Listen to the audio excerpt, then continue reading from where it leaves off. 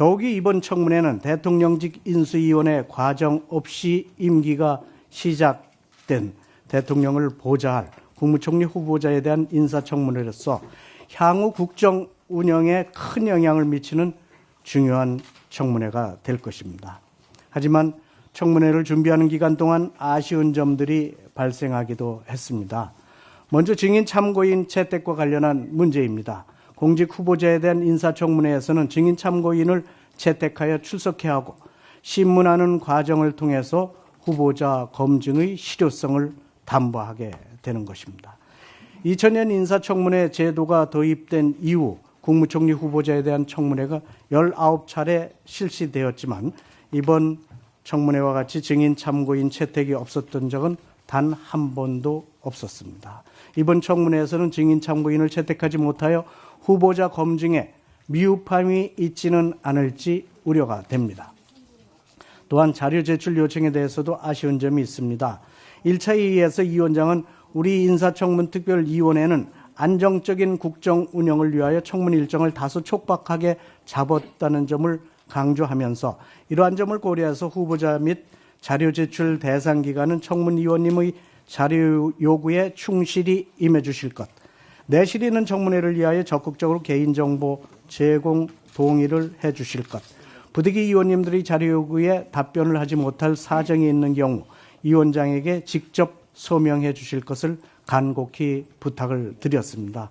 하지만 우리 위원회의 자료 요구 중 개인정보 제공 미동의로 제출받지 못하거나 일부만 제출한 경우 후보자가 청문회에서 답변하겠다는 이유 등으로 제출받지 못한 자료가 전체 자료의 73.3%에 달합니다. 대표적으로 후보자의 수입 지출에 관한 구체적인 내용, 후보자 자녀에 대한 외화 송금 내역 등은 후보자의 청렴성, 도덕성 부분을 소명할 핵심적인 사항임에도 불구하고 제출받지 못하고 있습니다. 우리 특별위원회의 진심이 제대로 전해지지 않은 것 같아서 위원장으로서 심심한 유감을 표합니다. 인사청문회는 내일까지 계속됩니다. 후보자께서는 개인정보 제공 동의를 해주셔서 국민을 대신하여 질문하시는 청문위원님들의 질의가 내실을 갖출 수 있게 해주시길 강력히 요청합니다.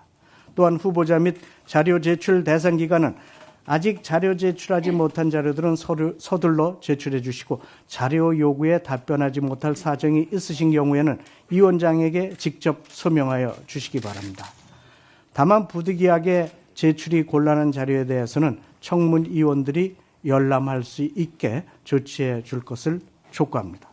아울러 청문위원들은 국민들을 대신해서 후보자 인사검증의 책무를 맡은 만큼 각 위원들의 법정 활동이 보장되어야 합니다.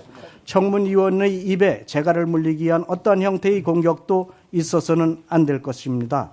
저는 위원장으로서 엄중히 경고하면서 재발 시 강력히 대처하겠다는 말씀을 드립니다. 의사진행 먼저 듣겠습니다. 우리 간사님만 의사진행 발언해 주시기 바랍니다. 제가 의사진행을 신청한 것은 위원장님이 아까 모두 발언 중에 증인 채택 과정이 마치 여당의 일방적인 책임인 것으로 몰고 가는 부분에 대해서 제가 위원장님의 오늘 첫 말씀에 이후에 이틀 동안 진행될 인사청문회에 관련해서 공정하고 객관적으로 위원장님이 회의 진행을 해줄 것을 요청드림과 아울러 사실관계를 좀 바로잡고자 함입니다. 사실은 18일 날 저희가 오늘 이틀간의 청문회 일정을 의결했습니다. 자료 제출 요구도 의결했습니다. 증인과 관련해서는 18일 날 양측이 애초에 의원들로부터 받은 증인 참고인 명단을 서로 교환했고 야당 측이 요청한 자료 증인 참고인 명단 중에 대강의 한 5명가량을 가능하다라고 했고 그 부분에 대한 협의가 진행 중이었습니다.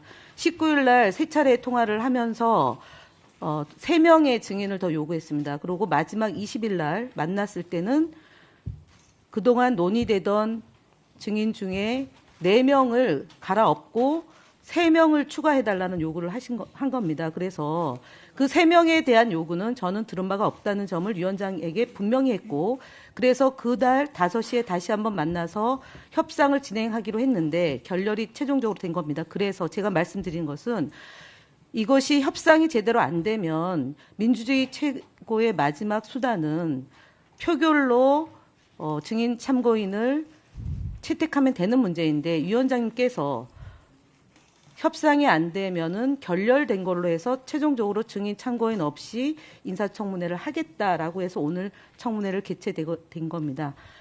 투표를 하지 않겠다. 투표한 전례가 없기 때문에 표결하지 않겠다는 게 위원장님의 입장이고 저는 그 부분을 존중했습니다. 그래서 증인 참고인 없이 후보에 대한 도덕성과 자질과 정책 검증을 하게 된 이 인사청문회가 잘못된 것이 아님을 다시 한번 국민들에게 보고드림과 아울러 위원장님께서 그 부분이 마치 여당의 책임인 양 하는 것에 대해서는 부동의한다는 점을 다시 한번 말씀드리고 지금 수상한 증인이라고 얘기했던 배준영 간사의 자료 요청하면서 하신 말씀은 증인 참고인은 이 청문회를 원만하게 하기 위해서 필요한 조건이지 필요 충분 조건이 아님을 다시 한번 말씀드리고 명예를 훼손한다거나 마치 범죄자 취급하는 것은 이후에 청문 과정에서도 지양해 주실 것을 위원장님께서 진행 과정에서 각별히 신경 써줄 것을 다시 한번 말씀드리고요.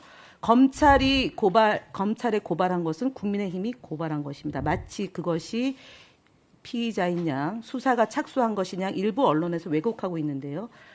사건이 배당된 것입니다. 수사가 착수된 것이 아님을 언론도 각별히 유의해서 이 부분에 대해서 위원장님께서 진행함에 있어서 편파적이지 않기 바라는 마음으로 의사씀 말씀드립니다. 네. 본위원장의 발언을 좀 오해하신 것 같은데 어쨌든 발언을 듣겠습니다.